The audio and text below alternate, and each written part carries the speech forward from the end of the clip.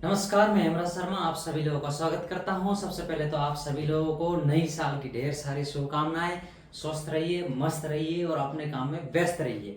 चलिए, आज हम कुछ इम्पोर्टेंट बात करने वाले हैं, बहुत जरूरी और हमारे लाइफ को, हमारे जीवन को परिवर्तन करने वाली बात करने वाले हैं। 2025 का समय निकल चुका है, पूरा साल निकल गया, 2024 निकल गया, 23, 22, 21, इवन 10, 5 आपके जब भी आपका बर्थ हुआ था उससे लेकर के आज 2025 जा चुका है। आप अपने एज को देखिए कि आपने अपने जीवन के कितने साल निकाल दिए, जिसमें से बहुत सारे साल ऐसे भी हो सकते हैं आपके जीवन के अंदर बहुत सारे बड़े परिवर्तन लेके आए थे होंगे, लेकिन बहुत सारे ऐसे भी साल रहे होंगे जिस साल के अंदर आप जिस पोजीशन में, जिस आप सिचुएशन में, यानी कि जिस परिस्थिति में आप थे, सेम परिस्थिति पूरे साल रही होगी और पूरे साल के अंदर कोई भी बदलाव, कोई भी चेंज नहीं आया होगा। तो आप चाहते होंगे अपनी लाइफ के अंदर, ये वीडियो देख रहे हैं तो मैं समझ सकता हूं कि आप चाहते हैं कि 2026 हमारा पिछले साल की तरह ना होगे, उससे भी बेहतरीन कैसे हो सकता है, उससे बड़ा कैसे बन सकता है, उससे लाभदायक कैसे बन सकता है, 2026 के अंदर हम बड़ा काम कैसे कर सकते हैं। उसके लिए सबसे पहले मैं आप सभी लोगों से बताना चाहता हूं कि हमें सबसे पहले 2025 को या 24 को भी हम रिव्यू कर सकते हैं, यानी कि 2025 में अंदर हमने क्या ऐसा काम किया जिस काम को नहीं करते तो और भी अच्छा होता, या कुछ ऐसे काम, ऐसे कदम हमने कौन से नहीं उठाए, अगर हम वो कदम उठाते तो 2025 हमारी लाइफ के अंदर और भी ज्यादा बेहतरीन बन सकता था। तो 2026 के अंदर उस चीज के लिए हम कैसे उन स्टेप को फॉलो करें, उन बातों को अमल करें, यानी कि उन कदमों को हम चालें जिससे 2026 हमारे लिए बेहतरीन हो और 27 भी और भी ज्यादा, 27 के लिए हमारे और भी पथ और रास्ते खुल जाएं।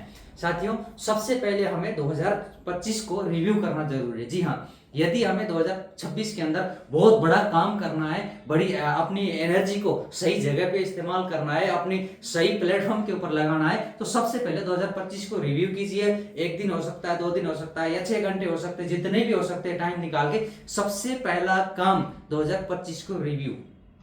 आपको फिर वहां ढूंढ के निकालना है कि कौन सी ऐसी गलती है जो हम अनजाने में कर गए।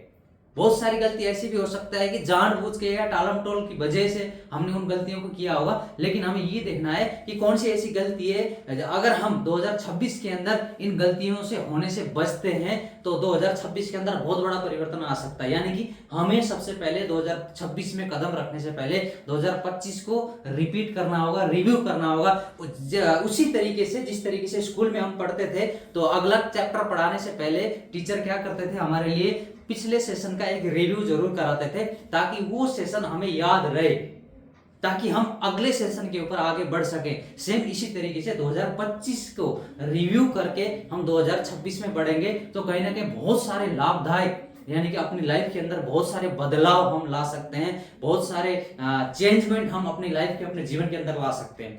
2026 के अंदर जैसे हम प्रवेश कर रहे हैं तो हमें सबसे पहले ये देखना है 2025 का रिव्यू।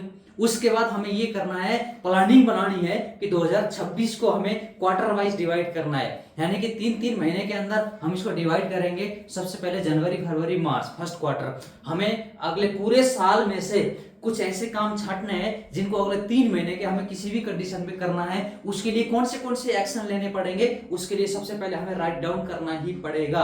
बोला गया है, जो व्यक्ति अपने समस्या से संबंधित लिखता है, समाधान से संबंधित लिखता है, अपनी प्रॉब्लम के प्रति लिखना शुरू कर देता है तो उसका सॉल्यूशन भी उसी पेन के द्वारा लिखा जाता है। यानी कि प्रॉब्लम का जो सॉल्यूशन होता है ना, वो प्रॉब्लम के अंदर ही होता है, लेकिन वो हम रीड नहीं कर पाते, हम देख नहीं पाते। अगर हम 2026 को बेहतरीन बना सकते हैं, अगर हमें लगता है कि 2026 हमारे लिए बहुत बड़ा परिवर्तन लेके आ सकता है, तो सबसे पहले क्वार्टर वाइज आपको अपने लक्ष्य को निर्धारित करना है कि अगले 3 महीने में मुझे क्या करना है, अगले 6 महीने के अंदर मैं क्या परिवर्तन ला सकता हूँ, कौन से बदलाव कर सकता हूँ, कौन सी जगह जा सकता हूँ, कौन सी कम्युनिटी के साथ रह सकता हूँ। जी हाँ, ये निर्णय भी आपको लेना पड़ेगा। यदि जीवन में बदलाव करना है, बड़े बदलाव की तरफ आपको जाना है, तो सबसे पहले आपको ये देखना होगा कि 2025 के अंदर ऐसी कौन सी कम्युनिटी थी जिस कम्युनिटी के साथ रहने से मुझे कोई लाभदायक, कोई फायदा नहीं हुआ और जीवन में कभी फायदा हो भी नहीं सकता। तो सबसे पहला निर्णय ये लेना पड़ेगा कि आपको उस कम्युनिटी से दूर जाके एक नई कम्युनिटी के साथ जुड़ना पड़ेगा, जो कम्युनिटी आपको सक्सेस की तरफ ले जा सकता है। सक्सेस की हो सकता है वो आपके रिलेटेड प्लेटफॉर्म से रिलेट नहीं करता हो, लेकिन अपने जीवन के अंदर बड़ा बनना है तो बड़े लोगों की कम्युनिटी ढूंढिए, आपके आसपास में देखिए कौन सी ऐसी कम्युनिटी है जिसके साथ आसानी से आप जुड़ सकते हैं, भले ही आपको उसके लिए पैसा खर्च करना पड़े, समय खर्च करना पड़े। दूसरी, हमने जैसे क्वार्टर वाइज हमने ड्रीम बनाए, हमने अपने सपने बनाए, हमने अपनी प्लानिंग करी। अगर उस प्लानिंग को अमल नहीं करेंगे तो अगले 3 महीने में भी वैसे रह जाए जैसे पिछले 3 महीना रहा। जी हाँ, अगर हमने प्लानिंग को प्रॉपर तरीके से एक्शन में बदला नहीं तो सेम वही हालात होने वाले जो आज तक होते आ रहे हैं। इसलिए पहले ही दिन से आपको निर्णय लेना होगा कि मैं इस नए साल के अंदर किसी भी कंडीशन के अंदर इस काम को करके ही रहूंगा। इसको आप ऐसे भी ले सकते हैं, अपने फैमिली मेंबर के साथ शेयर कर सकते हैं कि अगले 3 महीने के अंदर मैं ये काम करने वाला हूं, अगर मैं नहीं करता हूं तो आप अपने बच्चों को बोल सकते हो, अपने माँ बाप को बोल सकते हो या अपने मैडम को बोल सकते हो कि अगर मैं ये स्टेप नहीं ले रहा हूं तो मुझे तुम डांट सकते हो, ये अधिकार मैं तुम्हें पूरी तरीके से देता हूं। यदि आप इस तरीके से अपने परिवार, अपने रिलेटिव के अंदर भी ये अपना अधिकार दूसरे को देते हो, बोला जाता है ना, अगर हमें कहीं चढ़ाई करनी है तो किसी की सहारा लेना पड़ता है, ठीक है। इसी तरीके से अगर हमें 2026 को बेहतरीन बनाना है तो किसी न किसी की तो मदद लेनी पड़ेगी। अब किसी भी बिजनेस कोच हो सकता है या आपका कोई गुरु हो सकता है, रोज तो आपके बिस्तर में आके नहीं उठाएगा, रोज तो आपको पुशअप नहीं कर सकता, हो सकता है वो महीने में 1 बार या 2 बार कर सकता है या हफ्ते में 1 बार मैक्सिमम कर सकता है। उसके लिए आपको घर के अंदर ही ऐसा माहौल बनाना पड़ेगा। फॉर एग्जाम्पल, आपको या हमें सुबह जल्दी उठने की आदत नहीं है, हम चाहते हैं कि सुबह 5 से 5:30 बजे से पहले तो मैं उठ ही जाऊं किसी भी कंडीशन में। हो सकता है आज से पहले हम 7 बजे से पहले उठे ना, 8 बजे से पहले उठे ना, लेकिन आपको और हमें क्या करना पड़ेगा, सबसे पहले अपने फैमिली मेंबर को ये अधिकार देना पड़ेगा कि अगर मैं 5:30 बजे के बाद भी बिस्तर में पड़ा हूं तो मेरे ऊपर पानी गिरने का अधिकार तुम्हें है। जी हाँ ना, मजाक कर रहा हूं, लेकिन मजाक नहीं, सीरियसली बोल रहा हूं मैं, क्योंकि यदि हमने इस तरीके से एक्शन लेने शुरू करे तो गारंटेड पानी गिरेगा तो बिस्तर गीला हो जाएगा और बच्चों को बोलेंगे, खासकर जो पढ़ने वाले बच्चे वो तो घेर भी देंगे, और जब पानी गिरेगा बिस्तर में तो आपकी मैडम आपके साथ क्या करेगी वो तो बाद की बात है, वो आप देख लेना, आप संभाल लेना। इसीलिए इन चीजों से बचने के लिए कहीं ना कहीं 1 और 2 दिन की प्रॉब्लम रहेगी। अगर आपने रेगुलर कोशिश करी कि मेरे को उठना ही उठना है तो डेफिनेटली मैं बोल सकता हूं 5 से 7 दिन के बाद आपका मन करने लगेगा। शुरू के 2 दिन बोलेगा अरे नहीं यार सोने दे यार, 1 घंटा और 15 मिनट और, लेकिन जब आप लगातार ये काम करते रहेंगे, उठते रहेंगे समय से, तो अगले 15 दिन बाद, 20 दिन बाद, 1 महीने के बाद कोई आदमी ये भी बोलेगा ना, अरे थोड़ी देर सो जा, बोला नहीं ऐसे कैसे सो जाऊंगा, मेरे को तो खड़ा होना है, मेरे को तो काम करना है, मुझे तो अगले 3 महीने के टारगेट दिख रहे हैं ना। और वास्तव में यही है, यदि आपको 3 महीने का टारगेट, 6 महीने का टारगेट, पूरे साल भर का टारगेट आपकी आंखों के सामने है तो डेफिनेटली आपको नींद आ ही नहीं सकती। अगर नींद आ रही है इसका मतलब ये है कि आपका टारगेट स्ट्रॉन्ग है ही नहीं, या मैं कहूं आपने टारगेट ही नहीं बनाया। बिल्कुल ऐसा ही होगा अगर आपने टारगेट बनाया। जैसे 2025 के अंदर 2025 से पहले मेरी एक आदत थी कि मोबाइल के अंदर ज्यादा लगे रहते थे, काम नहीं है, कहीं बैठे हैं, फ्री हैं, लगा रहना। उससे क्या होता, कुछ नहीं, अपना एनर्जी वेस्ट होता था। लेकिन 2025 के अंदर 2-4 काम में बहुत सारा बदलाव लाए। एक, फालतू में सोशल मीडिया के अंदर घुसना नहीं। दूसरा, सबसे बड़ी और मोटी प्रॉब्लम हर किसी के साथ हो जाता है, घर से बाहर हैं हम तो फास्ट फूड यानी कि जंक फूड को खाना। 2025 के अंदर शायद मैं गिनती करने लग जाऊं, 8 से 10 बार मैंने बाहर का खाना खाया होगा। जंक फूड कह सकते हैं हम, फास्ट फूड कह सकते हैं, नहीं तो वो खाने को इग्नोर कर दिया। और संकल्प ये भी है कि 2026 के अंदर फास्ट फूड को पूरी तरीके से खत्म कर देंगे, ठीक है। और जहां भी खाएंगे भोजन अच्छा खाएंगे और स्वस्थ भोजन खाएंगे, स्वच्छ भोजन खाएंगे, जिससे हमारे शरीर को सही एनर्जी, सही ऊर्जा मिल सके। दूसरी बात, जैसे हमने बात करी सुबह जल्दी उठने की बात करी, फिर भोजन की बात करी।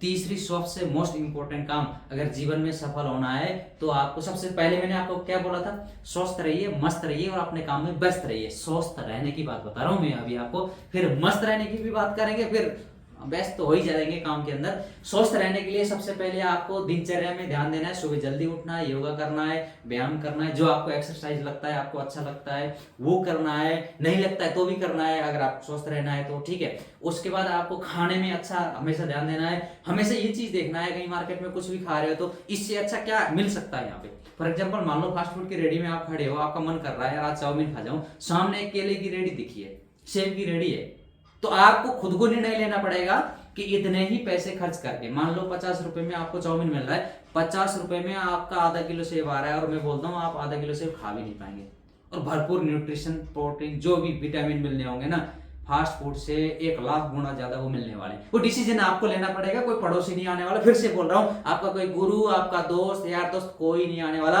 आएंगे तो यही बोलेंगे अरे खा ले ना। हमें भी बोलते हैं लोग, अरे कोल्ड ड्रिंक पी ले ना। जब मैंने निर्णय ले लिया, मुझे पता है मेरे शरीर के लिए वो जहर है, तो किसी के कहने से मैं कैसे पी सकता हूं? क्योंकि मुझे समझ में आ गया कि कितनी जहरीली चीजें हैं। ठीक है, खाने के ऊपर आपको कंट्रोल करना पड़ेगा। दूसरी बात, आपको पीने, बिल्कुल आप पानी, ज्यादा से ज्यादा पानी पीजिए, और सही पानी, अच्छा पानी पीजिए। पानी में इसलिए बोल रहा हूं क्योंकि हमारी बॉडी के अंदर 70-72% पानी है, और हमें हर चीज की आजादी दी गई है, हर चीज के ऊपर ऑप्शन दी गई है। आप खाने में 1000 ऑप्शन ढूंढ सकते हैं। मैं रोटी कभी जिंदगी में नहीं खाऊंगा, फिर भी आप जियोगे। आप चावल खा सकते हो, या दूसरी XYZ चीजें खा सकते हो, फल फ्रूट खा सकते हो, ड्राई फ्रूट खा के भी आप जी सकते हो। आप बोलते हो मैं कभी बादाम नहीं खाऊंगा, कोई बात नहीं, उसका अल्टरनेटिव भी आपको मिल जाएगा। आप बोलते हो कि यार मैं तो केला कभी जिंदगी में नहीं खाऊंगा, तब भी उसका अल्टरनेटिव आपको मिल सकता है। सेब नहीं खाऊंगा, उसका भी अल्टरनेटिव मिल सकता है आपको। दलिया नहीं खाऊंगा, उसका भी अल्टरनेटिव मिल सकता है। चावल नहीं खाऊंगा, उसका भी अल्टरनेटिव मिल सकता है। एक चीज है जिसका अल्टरनेट कोई नहीं है, और उसको हमारे बॉडी के लिए 70% की रिक्वायरमेंट है, वो है पानी।